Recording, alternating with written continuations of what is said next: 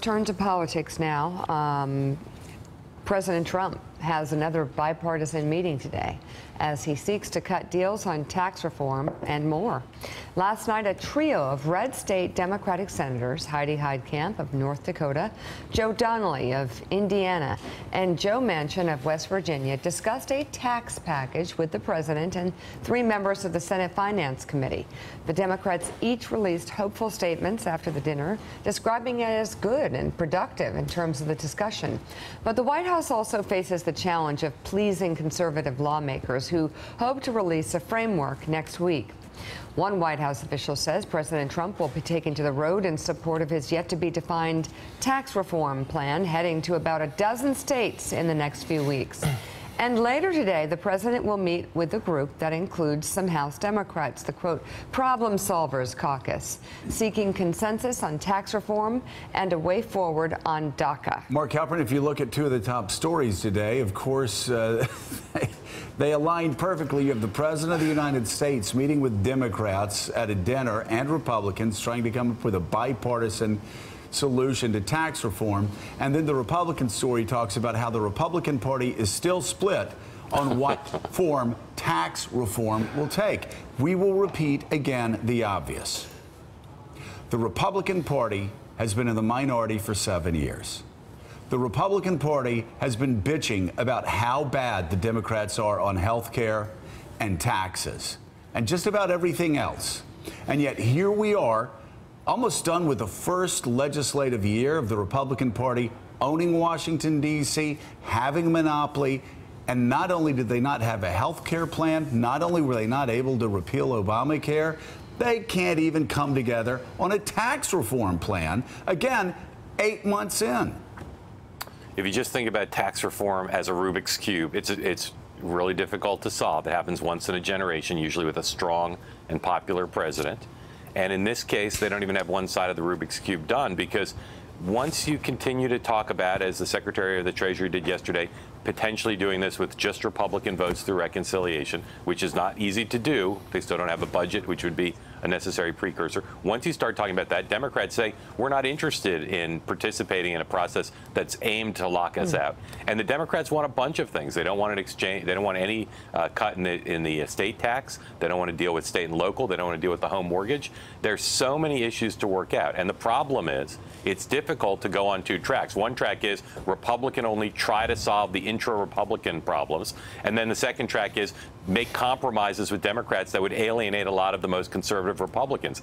Trying to do both those at once, which they seem to do now, is really complicated because they're not compatible. Casey, the Republicans obviously aren't going to get a lot of Democratic help here out of the gate. And also you had the Treasury Secretary, Steve Mnuchin, conceding yesterday that we're not going to get probably a 15% corporate tax rate. He just can't make those numbers work. So where does it stand right now among Republicans in relationship to the White House in terms of tax reform and what's realistic to get through this Congress? Well, look, the White House has a little bit of an issue right now with conservative Republicans. I mean, the last time that Mnuchin was in a room with a bunch of them, he was up there saying, hey, if you want to vote for hurricane relief, you also have to vote to raise the debt ceiling. And a lot of them looked at him and said, you were a Democratic donor how long ago? So I think there's some serious alienation going on that front. And I think Mark's point is right about Democrats. And this is, again, the president has set up this new paradigm for himself. OK, I'm going to bring Democrats in. Yesterday, Sarah Huckabee Sanders was standing at the podium saying we want Democrats on tax reform. But that is not how Mitch McConnell is proceeding. I was in a somewhat lengthy back and forth with McConnell's office yesterday over this point, because McConnell's always said, well, he hopes that Democrats will get on board with this tax reform process. But they're using a process in the Senate that purposefully makes it possible, or at least tries, to do it without Democratic support. And I think the president is understandably skeptical. They tried to do that in health care, and it completely failed. They don't want a repeat of that. And Steve, here we have again. You've got 2 different constructs. You have a construct which is Mitch McConnell and Paul Ryan's. We're going to do a Republican-only bill that not only will not get Democrats on board, I'm just talking political reality here, will also be unpopular, because it will be weighted to help corporations and to help the wealthiest in America. It just will. I'm not demagoguing this. I mean, they could give, that's how this tax plan is going to be sold. Or then you have the construct of what Trump is trying to do, what the president's trying to do right now, and that is bring Democrats in the room, get Democrats. Maybe you're not going to get the Freedom Caucus. But again, not to repeat myself for the 1,000th time, maybe you get 150 Republicans in the House. And maybe you get, I don't know, 70 or 80 Democrats in the House. Maybe you figure out how, but you can't do both at the same time. You can't do both at the same time, and as we've said, they are clearly headed down the road. Look, the Gang of Six has been meeting by themselves. The Big Six have been meeting by themselves, only Republicans, to craft this plan. So the plan that comes out is going to be a Republican plan. But I think the gap between Republicans and Democrats on this issue is really wide. You've got 44 Senate Democrats who've signed a piece of paper saying they'll not vote for anything that would increase the deficit. Yesterday, Mnuchin said they'd probably increase the deficit by $200 billion. They've said they would not vote for anything that cuts tax on the wealthy. A cut tax on the wealthy is almost certainly coming out of this. And here's the conundrum that one of the conundrums they face. I think it was Casey referred to the 50-vote process in the Senate known as reconciliation. It's not ideal to pass corporate tax reform that way because it expires at the end of 10 years, and companies need certainty. So you really want to try to get 60 votes in the Senate to pass corporate tax reform so it's permanent. And this is like a Rubik's Cube, and they have not figured out how to get it to fit together. Jonathan? The White House is also weighing how to deploy the president on this issue. He deliberately took a behind-the-scenes role for health care. They outsourced most of it to Congress. He has since privately expressed great frustration at that he was led astray, he believes, by Paul Ryan and Mitch McConnell, that we need to do health care first.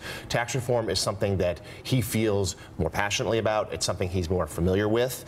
We've seen some entree to this bipartisanship. We'll see if it actually plays out. They're also, as reported, they're considering getting him out there on the road. He did very little of that with health care. He did a rally. Well, they didn't have anything. That's right. Well, then there's... He could have seen that. Right, and there's little details of a plan now either, but there is a suggestion that they want to have him be a little more of the public face of this effort. Well, he can be Mark Halperin, the public face of the effort, but they're going to have to figure out which direction they're going to go. He's going to have to either go with a Republican bill that only Republicans are going to support and which will lock him into the 35%. That's just a political reality. Don't shoot me. I'm only the piano player, as Elton John would say. Or the president's team's going to have to come up with a bipartisan bill. A bipartisan bill that he can take out to Missouri and put pressure on Claire McCaskill. A bipartisan bill where he can go out to West Virginia and put pressure on Joe Manchin, where he can go to Indiana and put pressure on Donnelly. But they have to have the product before the president can go out and sell the product, and it can't be the same product that Mitch McConnell and Paul Ryan are trying to sell if they want tax reform that, as Steve said, will be around 20 years from now.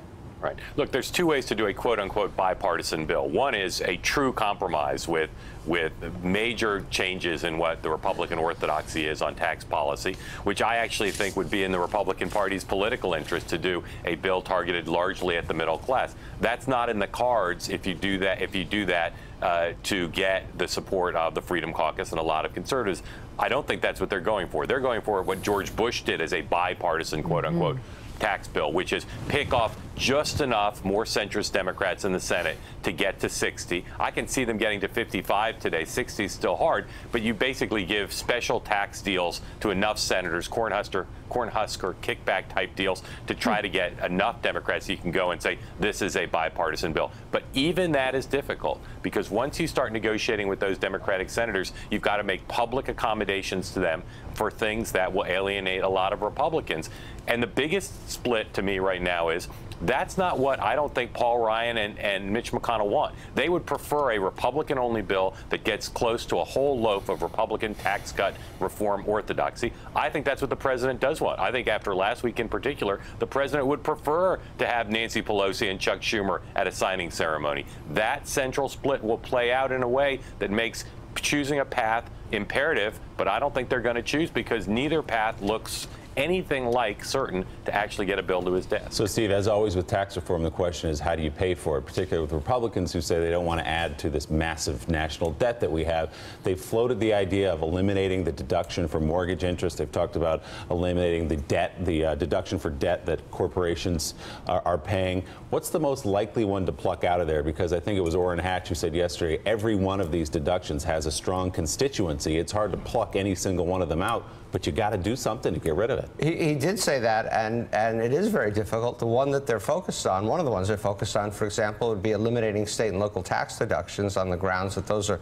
mostly the benefits people who live in blue states get, and therefore, but Chuck Schumer would go to the mattress fund. Look, I think the only bipartisan deal that I see likely at the moment is a small deal involving reducing the corporate tax rates a bit because they need to be. We're not competitive anymore.